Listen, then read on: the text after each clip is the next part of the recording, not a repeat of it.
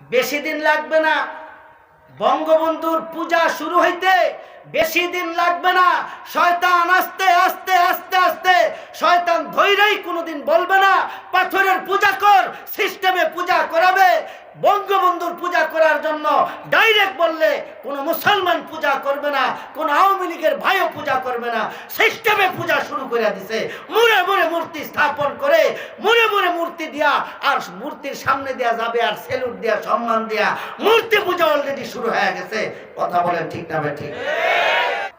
আমরা মুসলমানরা আমাদের স্বার্থ রক্ষার জন্য আজও এক হইতে পারলাম না, কিন্তু বেঈমানের গোষ্ঠীরা, তাগুতের দলেরা আজকে ওরা এক হয়ে গেছে। ওদের ধর্ম ভিন্ন ভিন্ন, কিন্তু ওদের উদ্দেশ্য এক, আল্লাহর জমিন থেকে মুসলমানদেরকে আর ইসলামকে বিতাড়িত করে দাও। এই প্ল্যাটফর্মে বেঈমানরা সব এক দলে সমবেত হয়ে গেছে।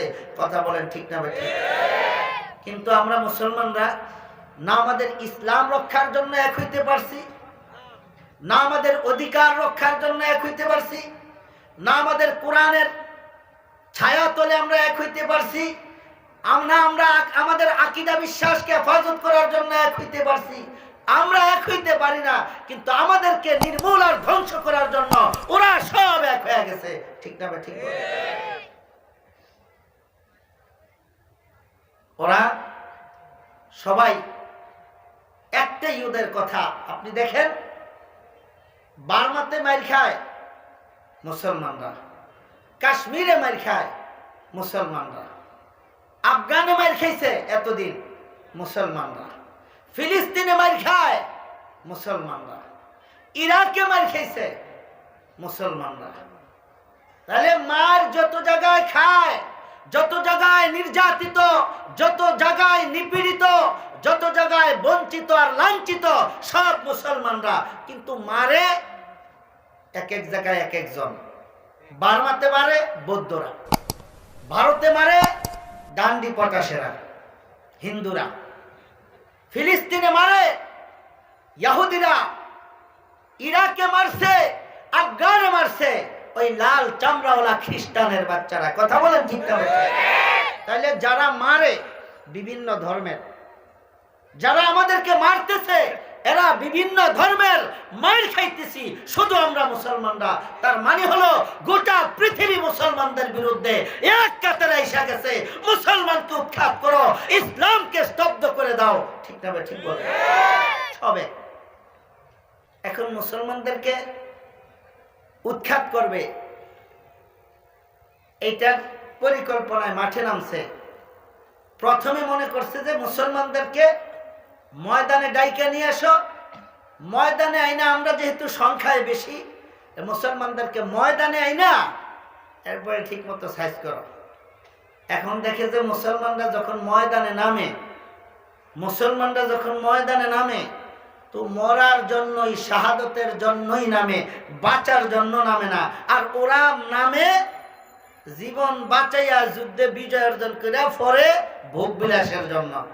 ওরা নামে দুনিয়ায় বেঁচে থেকে দুনিয়া ভোগ বিলাসের জন্য, আর মুসলমানরা যুদ্ধে নামে জীবন দিয়া আখিরাতে সফল হওয়ার জন্য। ঠিক না ঠিক?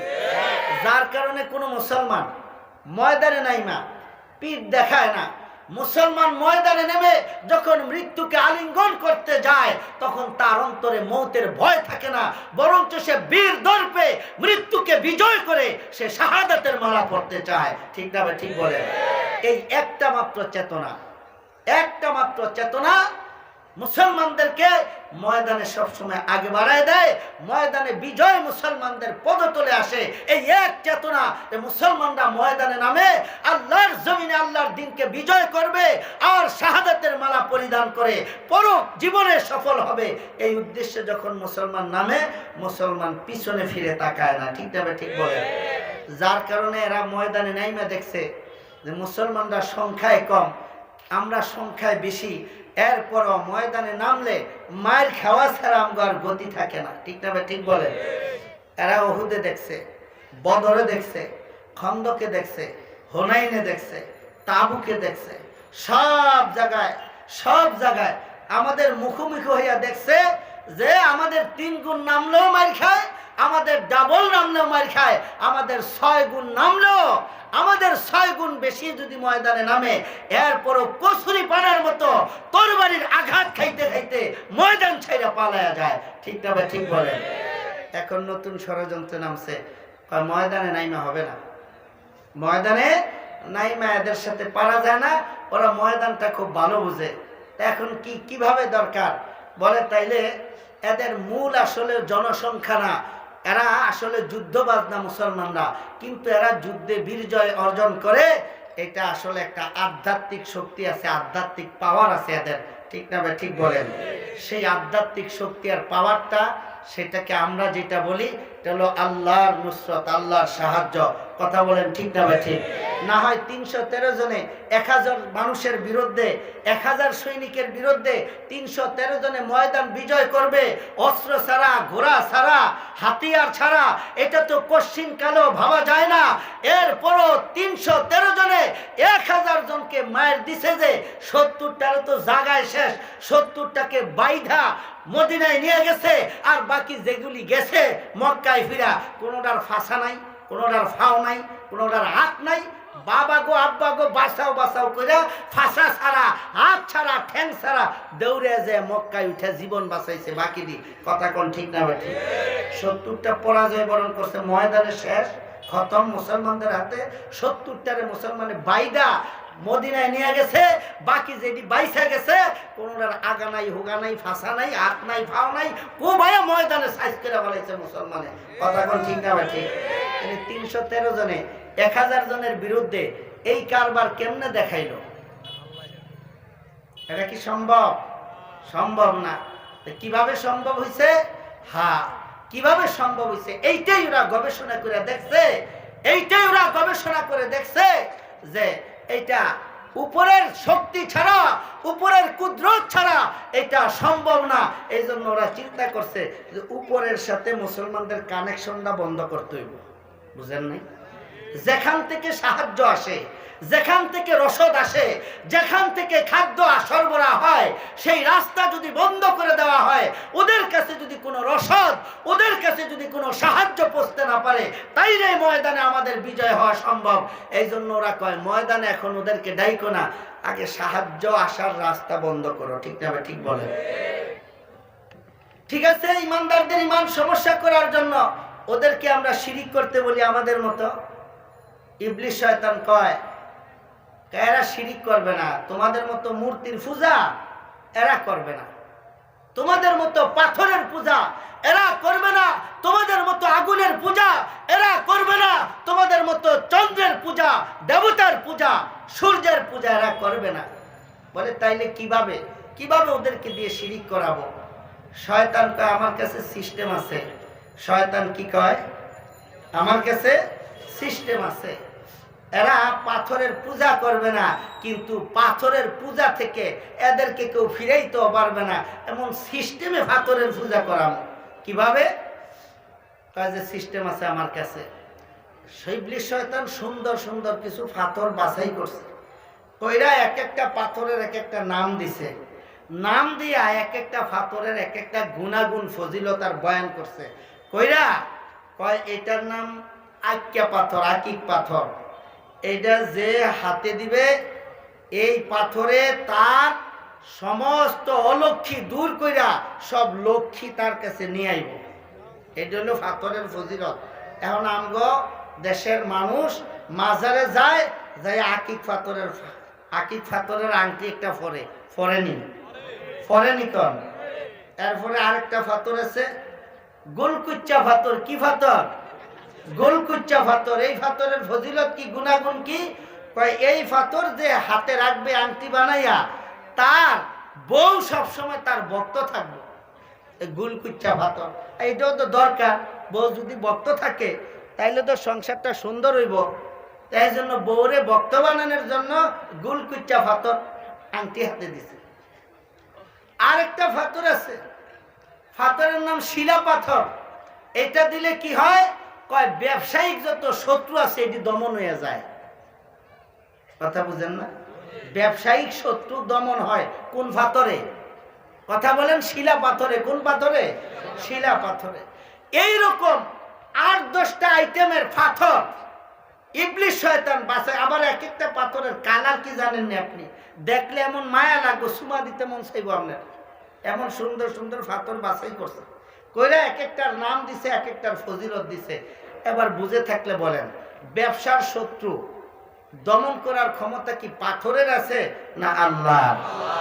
আপনার বিবি আপনার ভক্ত হবে না দুশ্মন হবে, এটা কি পাথরের হাতে না আল্লাহর হাতে?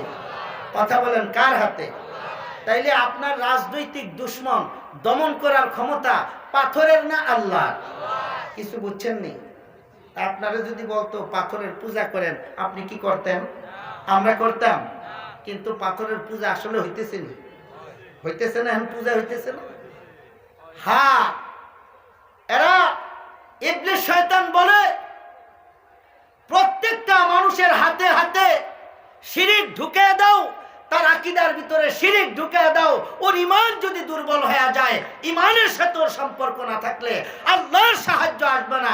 এরপরে মুসলমানদের ময়দানে আসা লাগবে না, ঘরের ভিতরে ঢুইকা ঢুইকা মারুম, কিচ্ছু করতে পারবো না মুসলমান।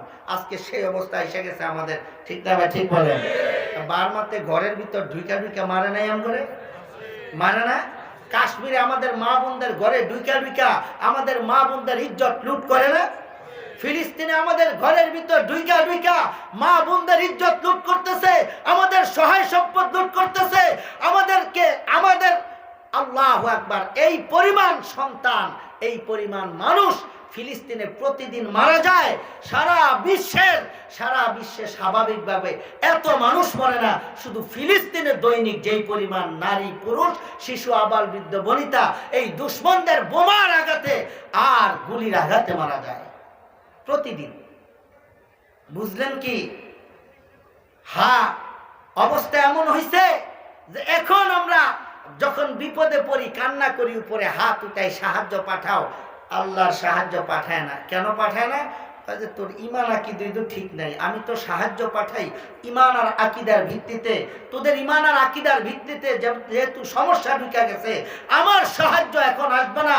তোর আকীদাকে পবিত্র কর, তোর দেহ পবিত্র কর, তোর আত্মা পবিত্র কর। পবিত্র আত্মার কাছে পবিত্র মালিকের পবিত্র সাহায্য আসবে। ঠিক না? ঠিক বলেন। এমন সাহায্য আসে না। কই? বার্মাতে এত মার খাইয়া, এত রক্ত দিয়া, এত জীবন দিয়ে এত কান্না করলাম, কাশ্মীরে মার খাইয়া কান্না করতেছি, হ্যাঁ ফিলিস্তিনে মরতেছি আর কান্না করতেছি, ওই সাহায্য তো আসে না।